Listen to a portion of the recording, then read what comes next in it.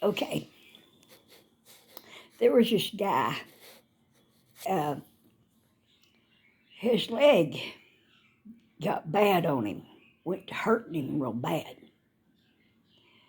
And, uh, and it was swelling up. And after a few days, it got unbearable. I mean, it swelled up so bad he couldn't put his socks, shoes on, couldn't put his pants on because his pants was too tight to put his lower leg down in there. So he had to go to the doctor. He couldn't drive himself. He had to call the ambulance finally. He was in so much pain, his leg was swelled up so bad, his leg was starting to turn a dark color.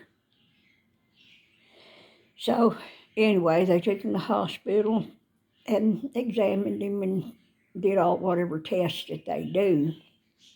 And they told him, they said, Mr. J, you have gangrene in your leg because you have a blood clot in your leg.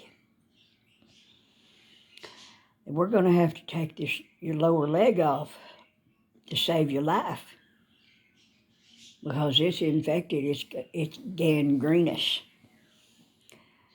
And that we'll take off that blood clot with it. It's, we got to cut it off just above where the flesh has died, where the blood circulation was cut off and the flesh died. We've got to cut up above that a little bit. Get rid of all that. You're going to die if you don't get rid of it. And the guy, of course, it was terrible news for him, And then he thought, well, this guy was an old tightwad too. And he didn't have health insurance. And he said, oh, God, doctor, how much is that going to cost? The doctor said, well, $30,000, but what's it going to be worth to save your life? And that guy, he hobbled down off of that exam table and got his crutch that he'd been using to get around on, his old crutch. And he said, doctor, I ain't going to die. And I ain't got no $30,000. He said, thank you anyway, sir.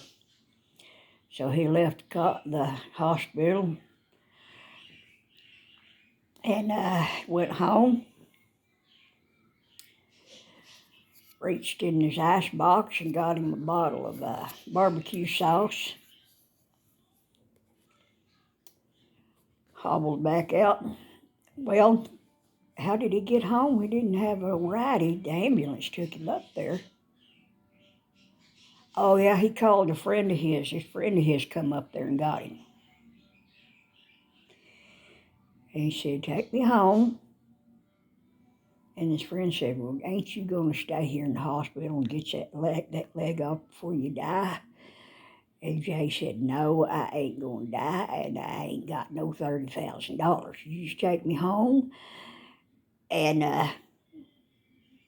I need to get my barbecue sauce. And I said, what are you going to do? He said, you just watch what I'm going to do. He said, now, so that guy went in there and got the barbecue sauce for him, and he went back out to his truck, got in, and said, all right, Jay, where are we going? We're going to have a barbecue somewhere. What are we going to do? And he said, let's drive over here to that part of town over there. There's a certain part of town, the outskirts of town, where he knew these people had these dogs, big dogs. So he drove him over there. He said, drive down the alleyway, drive down behind their house, behind that fence right there. The other guy said, what the hell for? You just do it, he said. So he drove him past the alley, and he said, and Jay got out of that truck with his crutch and his bottle of sauce. And he said, now you just sit right here and don't you get out of this truck. No matter what happens, you stay right here until I'm done. And I'll tell you when I'm done. His friend said, I don't know about this. What the heck are you doing? He said, you just shut up and you sit right there and you watch. And don't you dare interfere. All right? So Jay went over to that fence. Of course, the dogs on the other side of that fence are just barking and carrying on like crazy. Just jumping up on that fence, you know, the big old weathered out wooden fence. He's jumping on it, and that fence was just moving like that. Well, he looked around along that fence and he found a place where he could bend the boards out a little bit like that.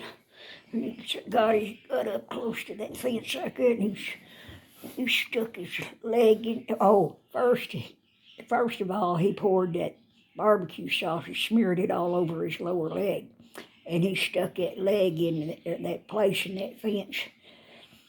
And his friend back in the truck said, what the hell? He said, you can't do that. He said, you shut up. And then dogs, and then they started gnawing and shredding all on his leg. They was big old dogs.